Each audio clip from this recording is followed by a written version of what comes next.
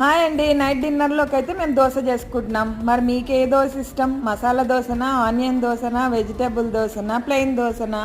నేనైతే ప్లెయిన్ దోశ వేస్తున్నా ఈరోజు పుట్నాల పచ్చడి చేసి. పుట్నాల పచ్చడి రెసిపీ కూడా చెప్తాను. పుట్నాలు, కొబ్బరి, 4 పచ్చిమిరపకాయలు, ఉప్పు. పుట్నాల పచ్చడి అయితే ఎవరైనా సింపుల్గా చేసేసుకోవచ్చు. మరైతే నేనైతే ఇప్పుడు సింపుల్గానే చెప్పాను. అదేం ఫ్రై చేయక్కర్లేదు. కొబ్బరి అయితే ఫ్రెష్గా ఉంటే పల్లీల పచ్చడి కంటే పుట్నాల పచ్చడి చాలా బాగుంటుంది దోశల్లోకి. దోశల్లో అయితే చాలా వెరైటీస్ ఉంటాయి, అది మీకు తెలుసు. కానీ నేను ఈరోజు సింపుల్గా స్వీట్గా అయితే ప్లెయిన్ దోశ చేస్తున్నాను. మార్నింగ్ అయితే నేను టమాటా పచ్చడి అప్లోడ్ చేశాను. ఎవరైనా చూడని వాళ్ళు ఉంటే చూసేసేయండి. మరి నేనైతే షార్ట్ రిలేటెడ్ వీడియోలో పెడతాను. మా డిన్నర్ అయితే ఇట్లా కంప్లీట్ అయింది. మరి మీరేం తిన్నారో కూడా కామెంట్ చేయండి. బాయ్, సబ్స్క్రైబ్ చేసుకోండి. Thank you. ఇన్స్టాగ్రామ్లో కూడా ఫాలో అవ్వండి.